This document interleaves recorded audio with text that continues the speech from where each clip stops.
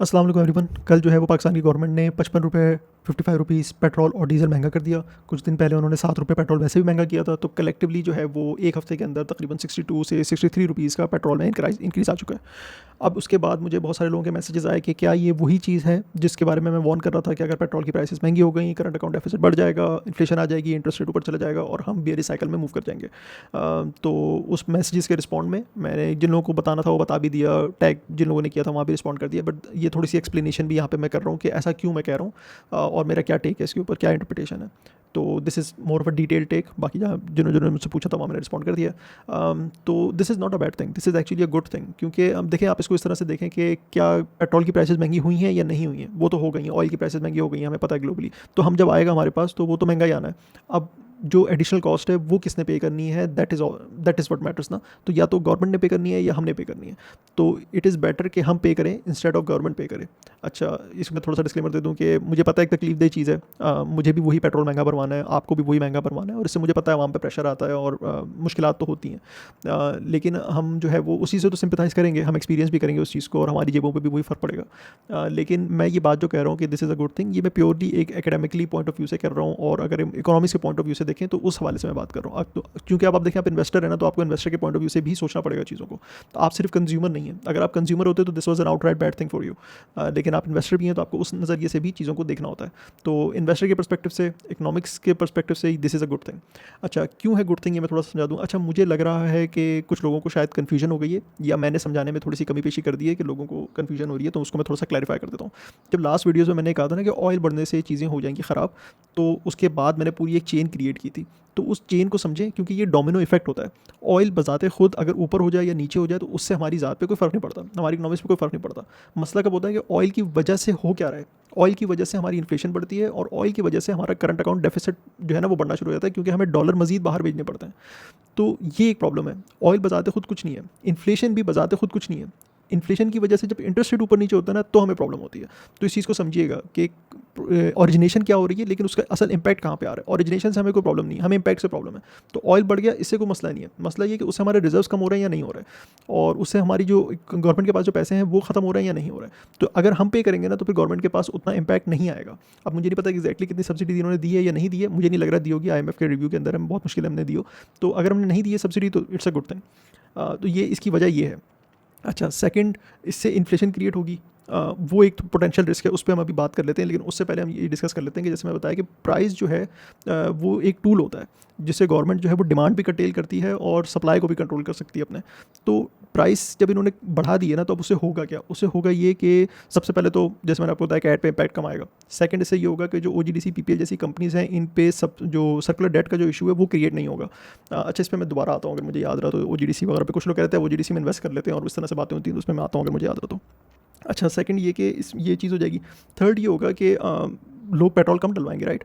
तो डिमांड भी जो है वो कम हो जाएगी, क्योंकि बाहर ऑयल नहीं मिल रहा या उतनी आसानी से नहीं मिल रहा या उतने पुराने सस्ते रेट पे नहीं मिल रहा। तो अगर हम कम कंज्यूम करेंगे ना तो this is a good thing for us. अच्छा, इसी अलॉन्ग दीज लाइंस गवर्नमेंट जो और भी कुछ स्टेप्स ले रही थी विच आई रियली लाइक, के वो कह रहे थे कि हम वर्क फ्रॉम होम पे ले आएंगे और स्कूलिंग फ्रॉम होम स्टार्ट कर देंगे। आई होप कि वो जल्दी से ये चीज़ इंप्लीमेंट कर दें, because it's a good thing कि जितनी हमारी डिमांड कम होगी हम उतना ही हमारे पर रनवे उतना बढ़ जाएगा, हम उतना ज़्यादा इस चीज़ को सर्वाइव कर सकेंगे और एब्जॉर्ब कर सकेंगे। तो ये चीज़ें। अच्छा, इसका नेगेटिव पहलू ये कि इन्फ्लेशन बढ़ जाएगी, और इन्फ्लेशन बढ़ेगी तो अगेन इन्फ्लेशन से हमें कोई कंसर्न नहीं है। हमें कंसर्न ये कि इन्फ्लेशन के बाद इंटरेस्ट रेट बढ़ता है तो प्रॉब्लम है। इंटरेस्ट रेट बढ़ गया तो हमारी फिर वो साइकिल नीचे होना शुरू हो जाती है। अच्छा, मेरे ख्याल से ऐसा नहीं होगा, इंटरेस्ट रेट नहीं बढ़ेगा। अभी मॉनेटरी पॉलिसी तो आनी है, ये वाली तो बहुत स्ट्रेट फॉरवर्ड है, इसमें एटलीस्ट इंटरेस्ट रेट कम नहीं हो रहा, ये तो हम सबको पता है। कुछ लोग सोच रहे हैं कि शायद इसमें बढ़ जाए, मेरे ख्याल से नहीं बढ़ेगा। उसकी वजह ये है कि वो थोड़े से खैर टेंजेंट पे बात हो जाएगी, लेकिन मुझे लगता है ये वॉर ज़्यादा चलेगी नहीं, ये रिजॉल्व हो जाएगी कुछ टाइम के अंदर ही। बहुत सारे रीजंस हैं, लेकिन द मेन बिग रीज़न इसकी ये, इस तरह से दुनिया तो नहीं चलती ना। तो बहुत सारे लोग इसके अंदर स्टेक होल्डर्स हो गए और इस तरह से नॉर्मल वर्ल्ड ऑर्डर नहीं चल सकता। तो चीज़ों को कहीं ना कहीं रिजॉल्व होना पड़ेगा। तो 2 हफ्ते 3 हफ्ते रिजॉल्व हो जाएंगी चीज़ें। तो अगर हमसे ज़्यादा इन्फॉर्मेशन जो है वो गवर्नमेंट के इदारों को होती है, उनकी बात भी चल रही होती है। अभी भी हमारे जो है मेरे ख्याल से फील्ड मार्शल साहब हो गए में GCC कंट्रीज़ के अंदर, तो निगोसिएशन तो बैकडोर पे डेफिनेटली चल रही होंगी। तो ये रिजॉल्व हो जाएगा मामला। ईरान के पास भी आई थिंक 30 डेज़ के कुछ मिसाइल्स थे, तो एमिनेशन ख़त्म हो जाएगा तो फिर क्या करेंगे, तो कहीं ना कहीं तो रिजॉल्व होगी चीज़ें। तो अगर ये वाकई टेम्प्रेरी है और लेट से मार्च के एंड तक भी रिजॉल्व हो जाती है, तो ये जो 23-25 दिन और भी चलती है उसका जो भी इम्पैक्ट आता है वो टेम्प्रेरी ही होगा। तो उस टेम्प्रेरी इम्पैक्ट की वजह से कोई permanent change state bank of Pakistan नहीं करेगा मेरे ख्याल से, क्योंकि उनको लग रहा है अगर ये टेम्प्रेरी 1 महीने इन्फ्लेशन बढ़ भी गई, 2 महीने इन्फ्लेशन भी बढ़ भी गई, उसके बाद नीचे ही आनी है, तो वो उसको देखते हुए करेंगे। हमेशा जो SBP जो है ना वो फॉरवर्ड लुकिंग बेसिस पे जो है ना इंटरेस्ट रेट्स को डिसाइड करता है। अगर आपको याद होगा तो कुछ दिन पहले मैंने जब पिछली मॉनेटरी पॉलिसी अनाउंस होनी थी तो उस पर पूरी मार्केट कह रही थी कि 75 BPS बढ़ जाएगा, मैं कह रहा था कि नहीं बढ़ेगा। तो उसकी वजह यही थी, ऑल्दो सॉरी मैं उस वीडियो को मैंने कहा था कि मैं आपको एक्सप्लेन करके समझाऊंगा पूरा कि किस तरह से प्रेडिक्शन होती है, टाइम ही नहीं मिला और बाकी दूसरी वीडियोस बनाते रहे। बट उसका एक मेजर फैक्टर यही था कि मैं आगे देख रहा था कि रमज़ान आना था, तो रमज़ान की भी इन्फ्लेशन देखनी थी, तो उस वक्त तो कम आई थी लेकिन आगे जो है वो बढ़नी थी इन्फ्लेशन। ये तो हर कॉमन इंसान को पता है कि रमज़ान में महंगाई हो जाती है, ठीक है। तो अब आप देखिए पिछली एक मंथ 5.8% थी, इस बार ऑलरेडी 7% हो गई है और वो रमज़ान की वजह से हुई है। तो उस चीज़ को देखते हुए स्टेट बैंक ऑफ पाकिस्तान ने नहीं करना था, ये इंटरेस्ट रेट को कम नहीं करना था, उन्होंने नहीं किया था। तो इस वजह से अगर तो आगे ये चीज़ें तो उनको टेम्प्रेरी ही नज़र आ रही होंगी ना, तो फिर मुझे नहीं लगता कि वो चेंज करेंगे, इंटरेस्ट रेट को बढ़ाएंगे नहीं, because it sends a very negative signal to the market. तो ये चीज़ें हैं। अच्छा दूसरा कुछ और भी मैं देख रहा था कि कुछ न्यूज़ सर्कुलेट कर रही है कि रशिया से ऑयल ले लेंगे या बाकी जगहों से ऑयल ले लेंगे, which is also very good thing. तो मैनेजमेंट जो है वो अभी तक तो ठीक चल रही है। मसला तो है पूरे ग्लोबली है और सबके साथ है। अगर मसला मैनेज सही तरह से नहीं किया ना तो फिर हमारे लिए इशू बन जाएगा। अगर हमने मैनेज कर लिया तो हम चला लेंगे इस चीज़ को और मोस्ट लाइकली एटलीस्ट हम थोड़ा सा रनवे अपने लिए बाय कर लेंगे। तो जितना भी रनवे बाय कर लिया, this gives us an opportunity to absorb things for longer, और उसके बाद होपफुली हम मसला थोड़े दिनों बाद रिजॉल्व हो जाएगा। तो this is a good thing. और अच्छा OGDC PPL वाली बात, OGDC PPL का बिल्कुल अर्निंग्स बढ़ सकती हैं, लेकिन फिर अगेन इस चीज़ को बहुत ध्यान से देखिएगा कि लोग जो है ना बिल्कुल फोमो बाइंग में आ जाते हैं। अर्निंग बढ़ेंगी अगर तो वो टेम्प्रेरी प्राइस हाइक की वजह से बढ़ेंगी, राइट। अगर आपकी पूरी बेट ये है कि हम स्टॉक में इन्वेस्टेड हैं क्योंकि ये टेम्प्रेरी है और ये सब नीचे आ जाएंगी, तो जब ये नीचे आएंगी और अब OGDC के अंदर वो टेम्प्रेरी आप अंदर चले गए तो फिर OGDC भी तो नीचे आएगा ना, उसकी अर्निंग भी तो नीचे आएंगी।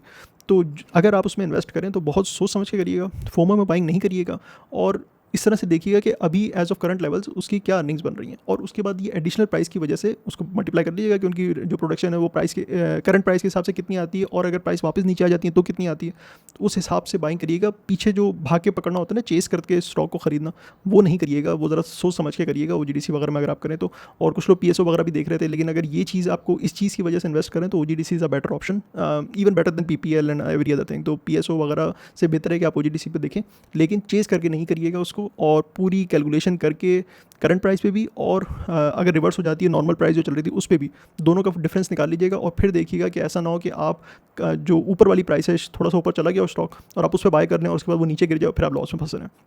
तो इस चीज़ को बहुत ध्यान से करिएगा। और आई थिंक सारी चीज़ें कवर हो गई। समराइज़ में अगर कर लूँ चीज़ों को तो मुझे लगता है कि बहुत ज़्यादा दिन नहीं चलेगी, ख़त्म हो जाएगी, और ये दिस इज़ ऑल टेम्प्रेरी। अच्छा दूसरा ये है कि ये जो डिसीजन है गवर्नमेंट का, this is the good decision, pass on कर देना ही बेहतर है इकॉनमी के लिए। हमारे लिए थोड़ी मुश्किलात होंगी बट इकॉनमी के लिए यही बेहतर है। अगर नहीं करते तो प्रॉब्लम होती, करंट अकाउंट डेफिसिट पे से इम्पैक्ट कम आएगा, which is exactly what we want. और work from home, school from home, ये वाली जो पॉलिसीज़ हैं आई होप ये जल्दी इंप्लीमेंट हो जाएँ, ये भी बहुत अच्छा हो जाएगा। और इंटरेस्ट रेट्स मुझे नहीं लगता इंक्रीज़ होंगे जस्ट बिकॉज ऑफ दिस। 7% अभी है, रमज़ान ख़त्म हो जाता है तो दोबारा से 6-5 5.5% पे चला जाएगा ये, और उसके बाद अगर ये ऑयल प्राइसेस का इम्पैक्ट लगा लें तो 10-11% भी हो गया अगर, तो 10.5% तो हमारा इंटरेस्ट रेट है। और अगर वो 1-2 महीने वाली बात हुई तो उसको 10.5% पर ही छोड़ देंगे, 11% करने या 11.5% करने पर इतना कोई उनको रूम मिलेगा नहीं उस चीज़ का जितना उनको चाहिए होगा। और अगर वो सस्टेन रहा तो फिर ऑब्वियसली इंटरेस्ट रेट ऊपर जाएंगे, और वो फिर आधा 1% नहीं जाएंगे, वो फिर थोड़ा ज़्यादा ही चलेंगे। आई होप आप थोड़ी सी क्लैरिटी हो गई हो। लेकिन ये चीज़ बहुत अच्छी लगी कि मुझे लोग जो है ना क्वेश्चन कर रहे हैं और लोग सही जगह पे सही चीज़ को देख रहे हैं। तो आई थिंक ये हमारी विक्ट्री है कि हम जो थोड़ा बहुत छोटी सी काविश कर रहे थे, छोटी सी कोशिश कर रहे थे कि लोग एटलीस्ट अब फंडामेंटल्स को देख रहे हैं, डेटा को देख रहे हैं और सही डिसीजन ले रहे हैं, एटलीस्ट पैनिक को नहीं देख कर रहे। तो इस चीज़ पर भी इम्पैक्ट कैलकुलेट करने की कोशिश कर रहे हैं कि यार अब ये प्राइस बढ़ गई है तो इससे क्या क्या फ़र्क पड़ सकता है। तो I think this is a great victory for our community as well. और आई होप थोड़ी सी वैल्यू ऐड हो रही हो आपकी, और चीज़ें देखने का एक नया ज़ाविया आप लोगों को मिल रहा हो। तो बस एक ही छोटी सी वीडियो बनाई थी, अगर कोई क्वेश्चन हो तो पूछ लीजिएगा, but for now it's good. Let's see how it all pans out. Okay, अल्लाह हाफ़िज़।